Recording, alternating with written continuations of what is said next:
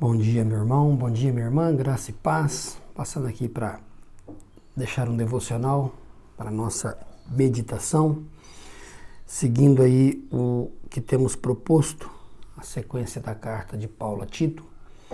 Nós já trabalhamos o primeiro capítulo, onde Paulo orienta a Tito, fala do propósito da carta, que era promover a fé dos eleitos, que vem pelo ensino da Escritura.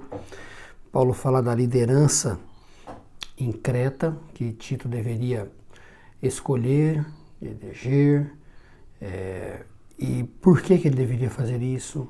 Por causa dos falsos mestres, falsos ensinos que estavam sendo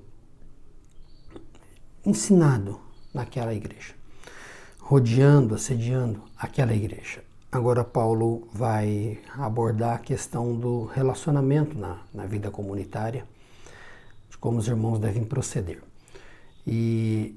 Mas não só na vida comunitária, Paulo vai abordar de algo muito importante para a vida cristã, que é o caminho do discipulado, do amadurecimento, do crescimento. Então vamos à leitura, capítulo 2, vamos seguir alguns versos. Mas, quanto a você, ele está fazendo uma referência de como procedia os falsos mestres que tinham aparência de piedade, mas que a conduta deles negavam ao Senhor, a doutrina deles era herética, como diz o verso 16, afirmam que conhecem a Deus, mas negam por seu modo de viver. Paulo está dizendo assim: mas, quanto a você, Tito, que as suas palavras reflitam o ensino verdadeiro. Os homens mais velhos devem exercitar o autocontrole, a fim de que sejam dignos de respeito e vivam com sabedoria. Devem ter uma fé sólida e ser cheios de amor e paciência. Semelhantemente, as mulheres mais velhas devem viver de modo digno. Não devem ser caluniadoras, nem beber vinho em excesso. Antes devem ensinar o que é bom.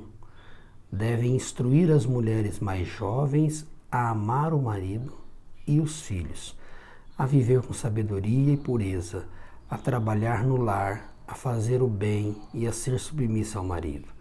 Assim, não envergonharão a palavra de Deus. Até aqui, para que a gente possa pontuar algumas coisas. Irmãos, como é importante a necessidade de referenciais.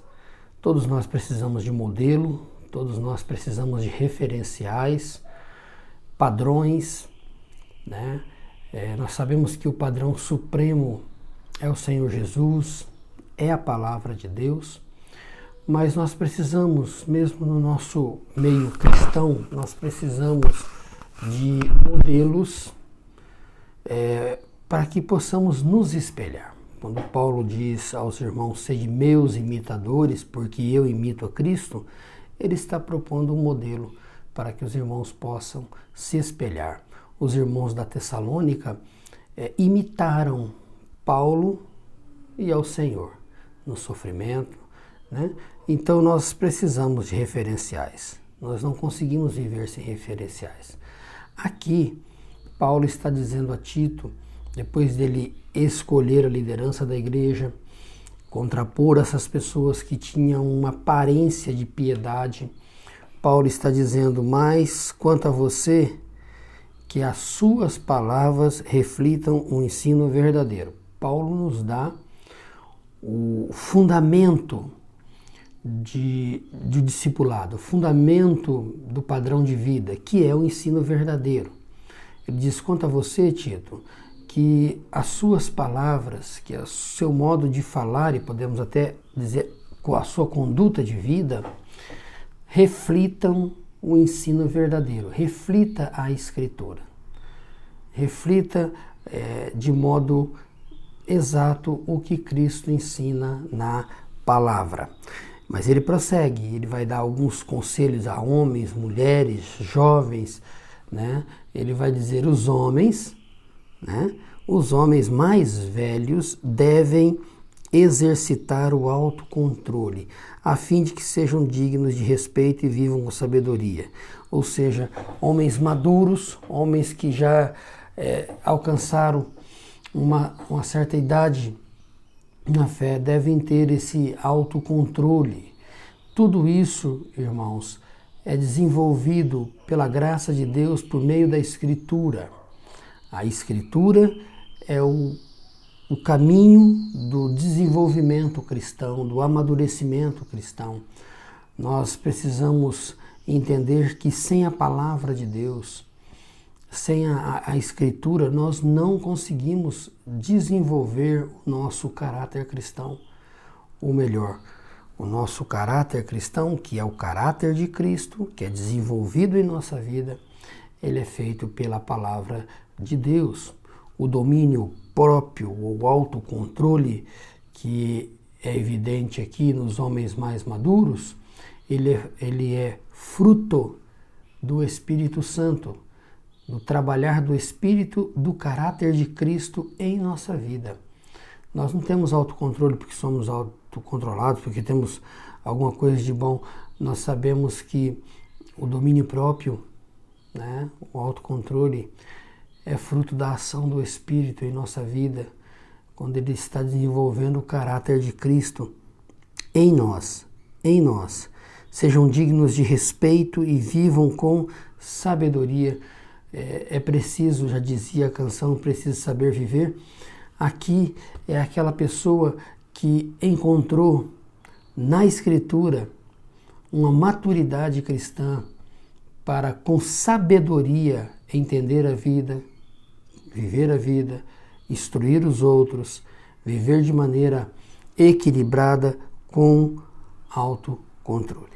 Ele diz, devem ter uma fé sólida e ser cheios de amor e paciência. Observe que Paulo diz a Tito, eles devem ter uma fé sólida. Uma fé sólida só é possível por meio da palavra, por meio da Escritura. Não existe outro meio de fortalecer a nossa fé a não ser pela Escritura.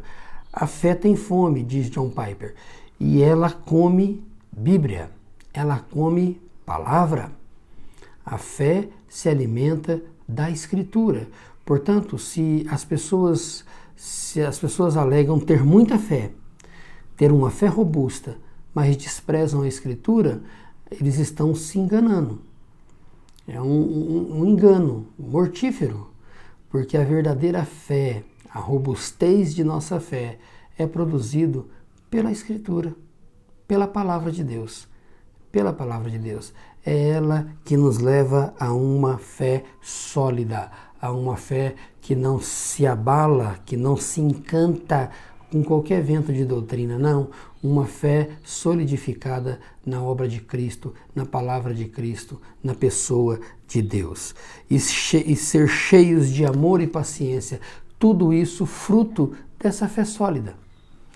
Tudo isso é fruto de uma fé sólida. Amor e paciência são frutos da palavra de Deus, frutos da Escritura. Frutos da Escritura. Ao passo que esse homem vai amadurecendo, vai crescendo em graça e em conhecimento, esses princípios vão sendo desenvolvidos e ele começa a evidenciar amor, ele começa a evidenciar paciência, ele começa a evidenciar muitos outros frutos do Espírito, que é o caráter de Cristo sendo desenvolvido em sua vida. Fala do padrão desse homem, do modelo desse homem. Como está tão distante, né, da nossa realidade, um padrão de homem assim. Hoje o que mais encontramos são homens perdendo o controle, homens descontrolados, sem amor, sem paciência, né, sem uma fé sólida. Hoje as igrejas, disparadamente, a porcentagem maior é de mulheres, e os homens, quando têm, estão acuados, estão desencantados, os lares, em boas partes, são as mulheres que tomam a iniciativa do ensino, do cuidado, né? Os homens estão deixando cada vez mais essa função tão importante, porque nós vemos o padrão da Escritura, sempre começa no lar, na família, e sempre começa com o homem conduzindo, o homem é o responsável, a mulher é a auxiliadora, idônea, fiel, isso é a verdade, mas a condução, a liderança cabe ao homem. Então nós encontramos uma inversão de papéis, de funções, de valores, e aqui Paulo está dizendo a Tito, olha, esse homem maduro, numa fé sólida, ele vai ser cheio de amor e paciência. É um homem que cresceu, amadureceu na graça e no conhecimento e agora ele desenvolve essas disciplinas, essas características no meio do seu lar e consequentemente no meio da igreja e consequentemente no meio da sociedade. É um padrão, mas tudo começa em casa. Tudo começa em casa. Nós vamos deixar a parte da mulher para outro dia, para que o vídeo não se delongue demais.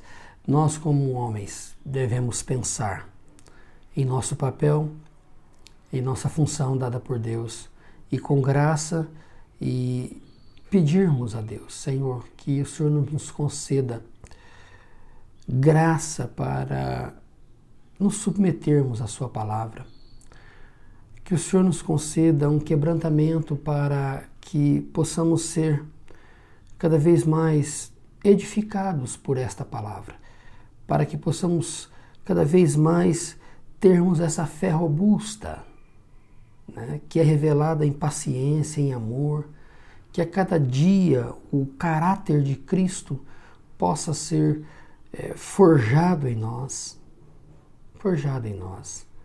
que sejamos modelos para os nossos filhos, para a nossa família, para a nossa igreja e para a nossa sociedade. Que o padrão seja a palavra de Deus, a pessoa de Cristo. Que Deus abençoe a sua vida. Um forte abraço.